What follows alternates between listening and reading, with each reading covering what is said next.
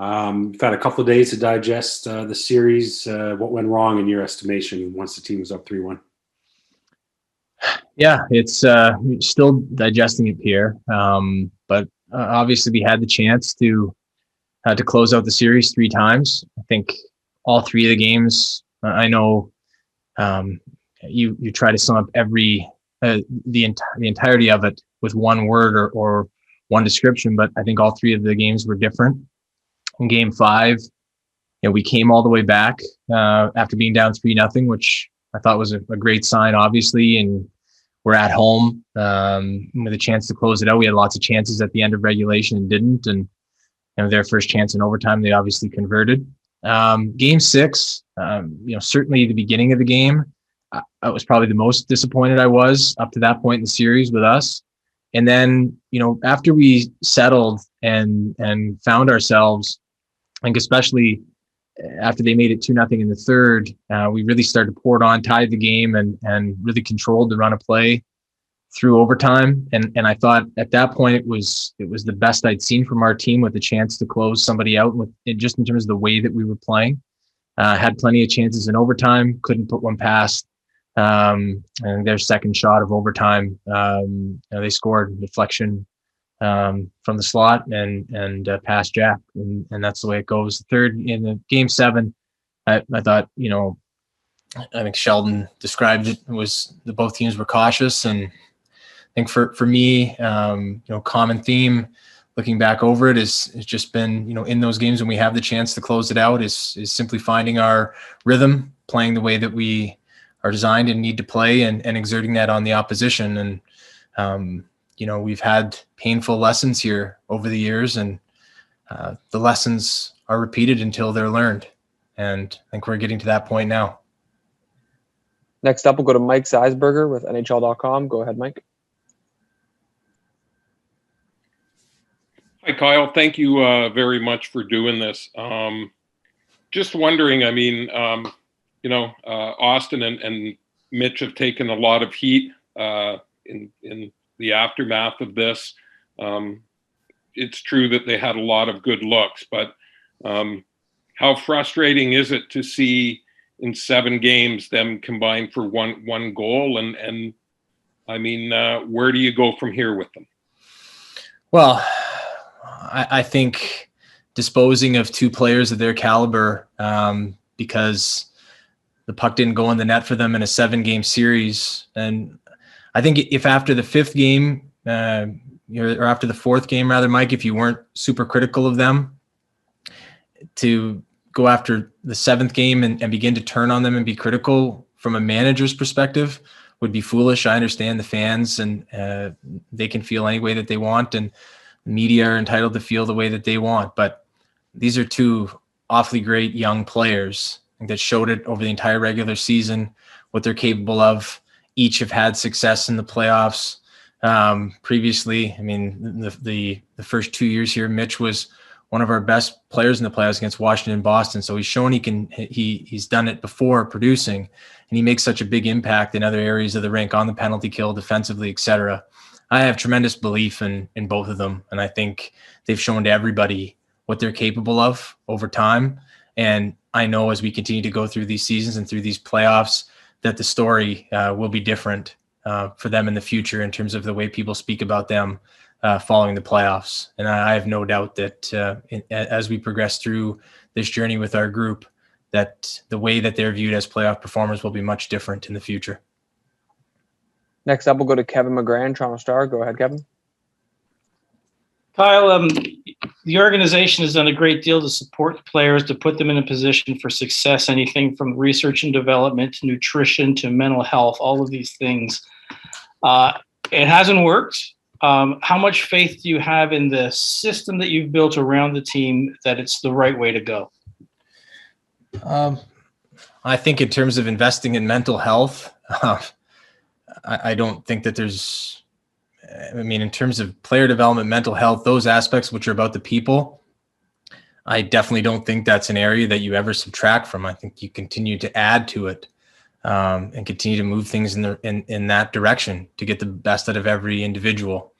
I certainly understand that people are entitled to look at the operation and say, we have not won the Stanley Cup at this point, and thus it's open to criticism, and that criticism should and can and will come to me, and that's fine, Kevin. But I have full belief that the best days of this journey and for this program are ahead of us, and that if we continue to invest in our people and in our players with player development, with their well-being, and their performance, that we will win here. And it's just a matter of continuing to stick to it, especially now when the criticism is at its height and conviction is most important. Next up, we'll go to Lance Hornby, Toronto Sun. Go ahead, Lance. Kyle, you answered my question a little bit with that, but reading between what Brendan said, good. Everyone's coming back from what he from what Brendan indicated, and can you talk about that and what your summer is going to look like? Yeah, I mean, for me, I think regardless of how it would have ended, if we hadn't have won, and even if we would have won, and we've never been in that position before, and we hope to get there, and we'll get there someday. I think you're always trying to view how you can improve the group and make it better and continue to sustain it, not just rest on what you're doing. And there's no reason for us to rest on what we're doing because, as Kevin just previously said, it hasn't worked yet. So I think the onus is on us to continue to. Last summer, we adapted, tried to add different elements to the group, continue to have a deep look here at where we went wrong in the last 3 games of the series after a really good regular season and good start to the series, and how we can address it to rectify it as we move forward. So that will be what all of my time has been spent on so far, and what my time will be spent on moving ahead, Lance, is doing everything that I possibly can to help support Sheldon, the coaching staff, and all of our departments here as we get ready for the off season and for 21-22. Next up, we'll go to Chris Johnston, Sportsnet. Go ahead, Chris. Hey, Kyle. A lot of the depth sort of pieces you've added in the last year were older players, experienced players. I'm wondering, as you look to probably fill some of those roles again moving forward, do you think you want to go with as much experience, or maybe sort of younger, faster type of guys? Yeah, that's a good question, Chris. I think, we'll take a look at where we're at after. I think the reality is, and I don't mean to come across the wrong way, but we're just trying to add as many good players as we can to the lineup. And I get it, last year during the summer, I mean, we added, VC and Boyd and Simmons, Thornton, we brought Spezza back again. And so I think the focus largely goes to the older group because they're more veteran players with greater profile. And during the year, we added Galchenyuk to the mix as well in terms of depth. And, so they do have a mix, though I understand that a lot of the attention goes to Joe and Wayne because of their pedigree and their accomplishments. But I think every single year is different. I think those players added a lot to the group here, and with their play and with what they brought to the locker room. We'll go back at it again this summer. And really, we're just trying to make the club as strong as possible, and knowing we've got to kind of dance around the margins with the salary cap situation. That's really, I think, where we'll be judged as we get into next season again. Can we take what we have and continue to build it out and show tangible strides next season? Next up, we'll go to Mark Masters, TSN. Go ahead, Mark. Kyle, you mentioned dancing around the cap. What continues to give you faith and confidence that spending so much on 4 forwards can work, especially now that we're living in this flat cap world? Yeah, I think the belief in the Mark, I think, comes, and it hasn't happened all at once yet. And so I understand as we sit here today, just based off some of the previous questions, why there's scrutiny around that. And I understand why there's scrutiny around it at large, because, I mean, I think Pittsburgh, when they won in 2009, had a similar percentage to their top 4 players, but they weren't all forwards. So I understand the question marks around it here. I just really believe in all 4 of them as people. I thought, William in particular this season in the playoffs showed tremendous growth. I thought John, as the year went on, it wasn't an easy start for him. He's playing a different role than he's really ever played, as Auston sort of assumed that primary number one center role. And John was excellent defensively and then found his rhythm as the year went on and was performing at around his career levels offensively as well, to give us a great piece in that regard, in addition to everything that he already does and has done in the previous 2 years. And then Auston and Mitch were both in, Auston won the Rocket Richard Trophy and Mitch was in the top 5 in the league in scoring. I just think the reality is that 3 of the 4 are still very young in their career.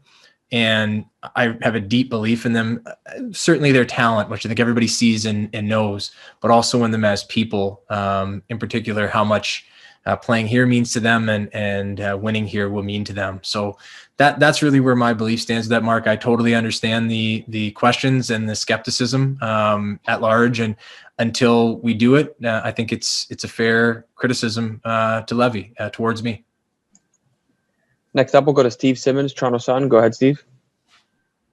Kyle, you needed a defenseman last summer, an upper echelon defenseman, and you went out and got one. You needed a middle-of-the-road defenseman, and you went out and got one. It seemed piece after piece after piece, you went out and whatever the need was, you fixed the need. Having done all of that, and having Brody having the kind of year he had, and Bogosian having the kind of year he had, and so many guys, how stunned are you to be standing here today and talking about this series being over after one round? It's very disappointing, Steve, to be here today. And I think especially, a week ago today, we were up 3-1 coming home with 3 chances to end the series. So, a week ago, I think everybody felt great, and the mood and the hope and the optimism was extremely high. And it's just another very painful lesson. And I think, we're always trying to add to the team and improve it and figure out what the needs are and adapt and adjust. And that's what we'll do again, whether it's, this upcoming summer's TJ Brody or Zach Bogosian, et cetera. Because until we get to that point, I think the blame lies with me to continue to push and help our coaching staff and help our locker room continue to find the pieces that are going to help us break through in the end. And that's what we'll set the summer to again. But certainly, it's extremely disappointing to be sitting here today. Next up, we'll go to Jonas Siegel with The Athletic. Go ahead, Jonas. Hey, Kyle, in light of keeping those core guys together, is there something you think you'll need to do differently around the margins of the roster? I think that there always is probably going to be, Jonas, regardless of what the end result is. I don't think I've tried not to. Maybe others would disagree, take a stubborn one-way approach to it. I think, you're trying to balance the talent level of the group with the experience, with competitiveness, with grit and production and all the objective and subjective things that go into building the roster. And I think trying to find and strike the perfect balance is going to be the key, and making sure that when we get into these moments again, we're playing, the way that we're fully capable of playing. And I think that the key is going to be, again, next year, we're going to be back in, I hope, into the regular Atlantic division. And it's, you're back in with Boston and Tampa, obviously Montreal, Florida was in the top 5 in the league this year. And you've got Ottawa on the rise as well. And then, Buffalo and Detroit coming along. So, it's, we've got challenges ahead that we need to face and go at with full, at full speed. To be at our best as we roll. So I think, certainly I always look at everything and try not to take a stubborn approach to it. And really the goal will be to attempt to build as good a team as possible as we can next year, knowing that we're fortunate to have a talented core group. Next up, we'll go to Terry Koshan, Toronto Sun. Go ahead, Terry. Hi, Kyle. Thanks for the time today. I think at last count, you guys have 18 guys potential UFAs this summer. Obviously, some won't be considered, but is a priority to get Zach Hyman back. And I would imagine that I don't want to put words in your mouth, but is Jason Spezza on that list for you as well? Yeah, I don't know how many each year most teams would have. I think we kind of went with a lot of the 1-year contracts last year, Terry, and some of the guys are minor league free agents and things of that nature. So it's nice to have the contract slots to be able to be flexible. I think we all saw the market last year. We think we'll have similar opportunities this year. I don't think I need to get into what Zach Hyman means to the club. He's been an excellent player since he arrived here in 2015, and equally as impressive a person, if not more. It comes every day, puts it all on the line for the team, and we feel very fortunate to have him. He's certainly someone that we'll try to work to bring back and work with Todd Reynolds and Brandon Ferdinand. Todd Reynolds will handle that and see if we can get that pushed across the line. But it's a big opportunity for Zach, and it's a big decision for us as well. So we'll get to work on that here. And then with regards to Jason, I think it'll be a discussion with Sheldon. I think with players of that are at that stage in their career, I think you always want to make sure that the coach is comfortable, as we've done with Jason in the past. And but I would expect that if Sheldon's good, that we'd want to bring him back for sure. Next up, we'll go to Justin Cuthbert with Yahoo Sports. Go ahead, Justin. Hey, Kyle. It seems like the desire to be a Leaf right now is as strong as it's ever been. We saw that enthusiasm this year with Foligno throwing on his dad's old hat, Simmons and Thornton joining Spezza and Tavares, all local area guys. And this seems to be an advantage and something that you've helped cultivate as a crucial part of the program, it seems, being able to attract guys that want to be here and want to play perhaps for a little less. So with the failure this year, past years, the scrutiny, some of the venom we've seen on social media, is there any concern that we're going to be reverting back to the way it was when players were actively avoiding home? Because this is an important talent stream, and maybe it will run dry if that's the case. I'm not sure, Justin. I can say, I know that we signed those players that were from Toronto or the area in the case of Joe Thornton and Wayne Simmons, but we also signed guys that were from all over the place. I think that the thing that is attractive, and we've gone through that in the off season, the thing that's attractive about playing here is I think who you get to play with, and I think the hope I think that burns you a little bit because you're sitting here today, and I think you are disappointed because you have optimism and hope, but the hope that when the next step comes along, or the next season comes along, that if you're a free agent, you look at the roster and see what the opportunity is that you can make a difference by playing, with Auston and Mitch or John and William, or with Alex Kerfoot and Mikheyev, and different Jason Spezza's on the fourth line here, and with the defense the way it is. I think that's really what makes players feel hope. And I think every player who's a competitive professional athlete looks at it and knows that when we do overcome the challenges that we've faced and that we've stumbled on in the past, it's going to be one of the most memorable wins left remaining. And I think players want to be a part of that. So yes, though at times I don't know the social media fury that's out there, and I think it comes with the territory and with any team of this nature in any sport, and it's far, far less than what football players in Europe face on a daily basis. I think it's normal, and I think people from here or Montreal or different markets like that in hockey and all throughout North America and professional sports, I think it's part of it, and in the end it's still home. And it would be special for anybody to be able to deliver a winner here at home. Next up, we'll go to Luke Fox, Sportsnet. Go ahead, Luke. Hi, Kyle. Surely you're pleased with the steps Jack Campbell took, but both your goalies had kind of wear and tear injuries throughout the season. What are your plans? I know it's early, but what are your plans for goaltending next season, do you think?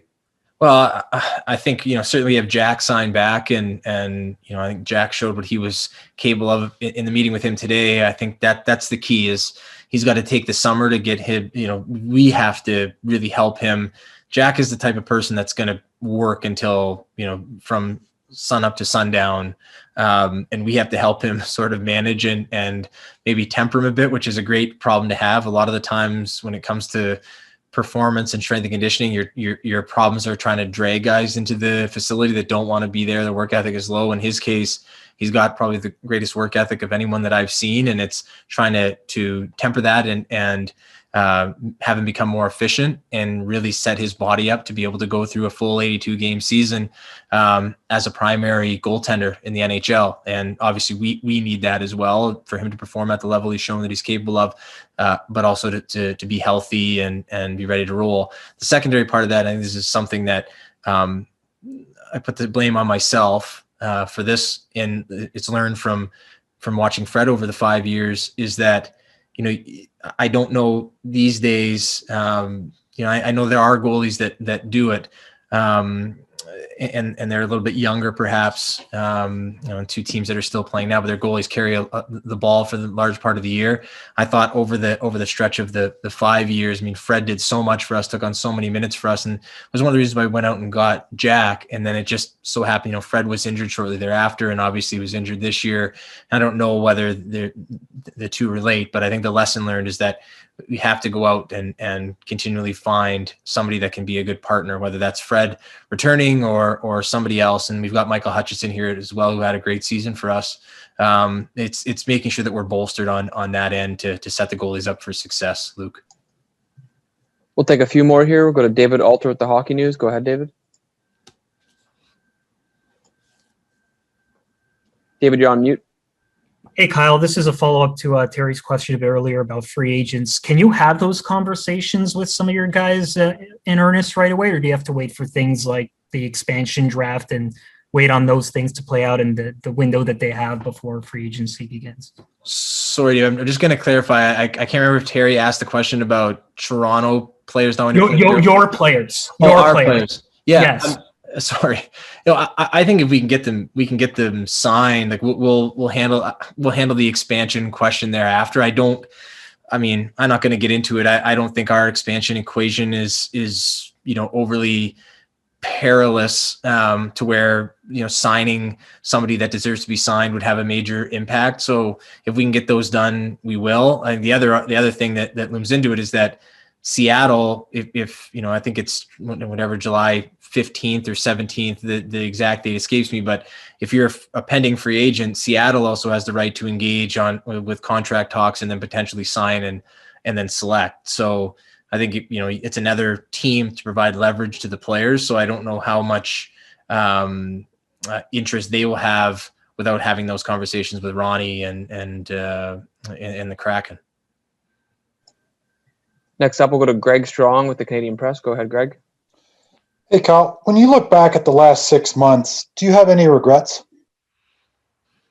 I think you always do, Greg, when you get to this point and you haven't met the goal that that for one, I think you have a goal at the beginning of the year you think you're capable of, and then you go through the regular season, and the regular season either confirms that you're capable of it or it shows you still have a lot of work to do. And I think in the regular season for us, the most in particular, what I would say to that is this season's team, when we had ruts, and we had 2 of them where we lost 4 or 5 or 6 in a row, versus the past seasons that I've been here, this season's team was able to fully stabilize itself and then go on a run back the other way and build off of it. And I thought it was the best sign I'd seen from one of our teams in the regular season. And that led me to believe that when we got into these moments like we just went through in the last 6 days or 7 days, that we would be able to capitalize. And so, do I regret anything in the last 6 months? I regret that we weren't able to deliver on the promise and the hope that our regular season instilled in our fan base. And it's up to us to rectify that so that we don't sit here again and deal with that. Next up, we'll go to Matt Larkin with the Hockey News. Go ahead, Matt. Hey, Kyle. There was a lot of talk among players today about things like closing games and killer instinct. And as a general manager, how difficult is it to manufacture that mentality? And is it a matter of sort of being a literalist and finding more guys with Stanley Cup rings to join the team? Or is it more a matter of just hoping to kind of develop it from within? It's an interesting question because it always gets brought up, right? If you don't have guys that have won the Stanley Cup on your team, there's the wonder, not even that it gets brought up. I wonder it. You don't have guys that have won, how are the other players? You're never going to have 20 guys that have won before unless you're literally returning a full team and even Tampa, I think they've brought in some different guys that haven't. So, it's a great question that I often ponder as well. And so, on our team, we had a few guys that have won, but if you go back to the previous couple of winners, they didn't really have players that had previously won before. In fact, they had a group of guys that had major disappointment. And so I bounced back and forth, in terms of, do you need 4, 5, or 6 guys that have won? Or do you need guys that are desperate to win that can instill that extra bit and push in bigger games?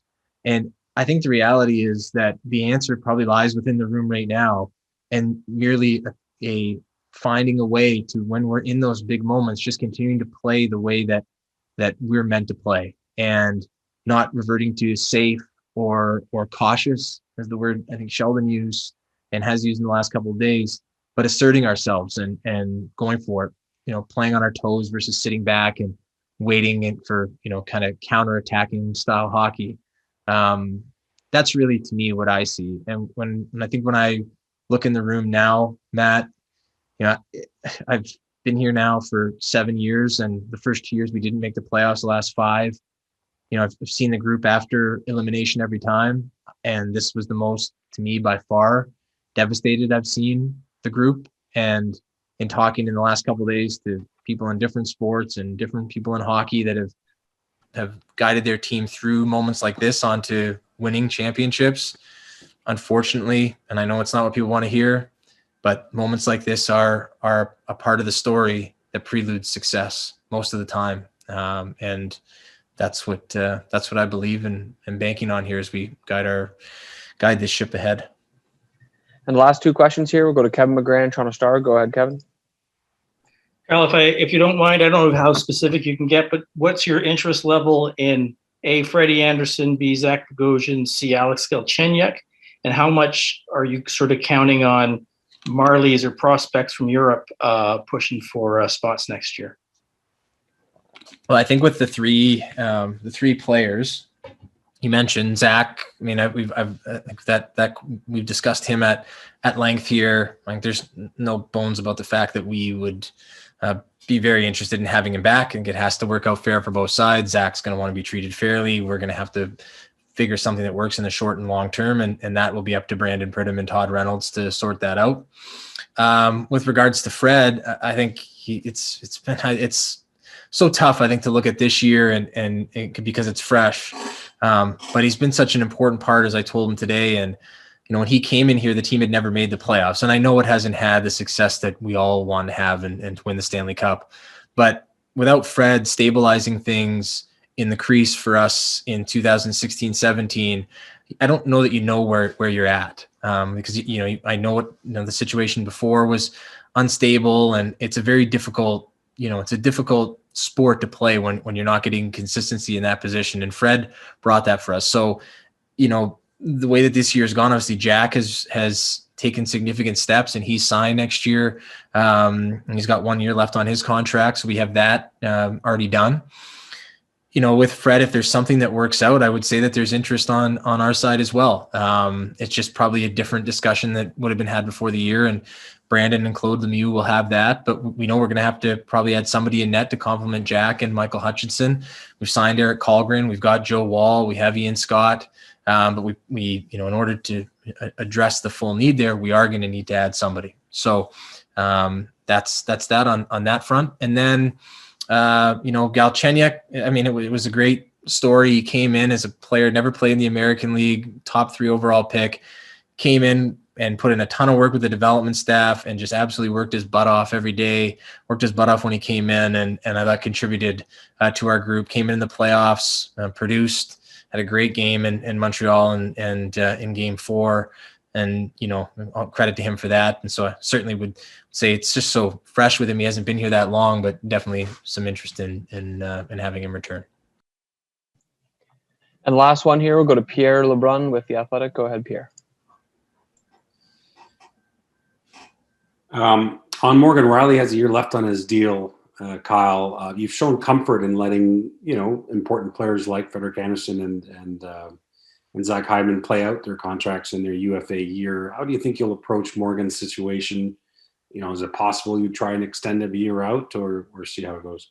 I think we haven't had much discussion on that yet, Pierre. I think, Morgan is a huge part of what we do here, as are the aforementioned names and Zach and Fred. I think the salary cap situation and different things brought on by the pandemic and the way that the different things that were done by the league side, the PA side, to get this up and rolling and go from there. Obviously, it's going to mean a flat cap, and with that, I think it's probably a little bit slower on extensions. And throughout the league this year, I think there was a lot of going all the way to the end with it, with key players and captains on some great teams. So you never want to do that if you don't have to with guys that are a key part of your team. I think patience is a good thing. That said, I think we'll investigate it here as we go on through the summer, and probably we'll definitely have a conversation with JP about where they may be at and what Morgan may want to do, and roll from there.